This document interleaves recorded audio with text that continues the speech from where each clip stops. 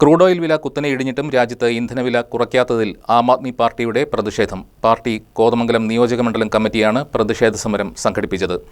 Crude oil വില $76 താഴ്ന്നിട്ടും ഇന്ധനവില കുറയ്ക്കാത്ത സർക്കാർ നടപടി പ്രതിഷേധാർഹമാണെന്ന് യോഗം കുറ്റപ്പെടുത്തി.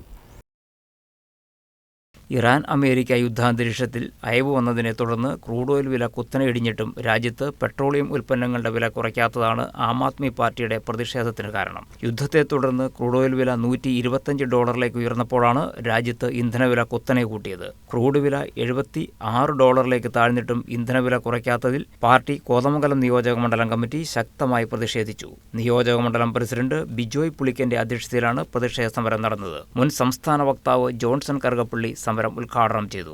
കേരളവും കേന്ദ്രവും തമ്മിൽ ഒരു ഇച്ഛാശക്തിയോടെ സമന്വയത്തോടെ പ്രവർത്തിക്കുന്ന സംവിധാനം ഉണ്ടാകണം.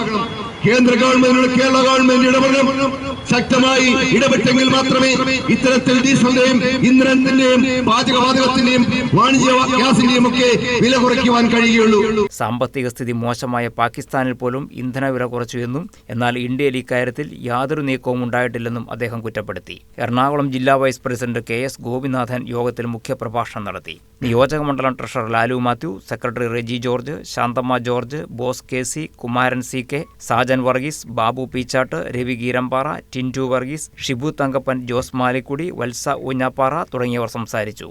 News desk KCV news.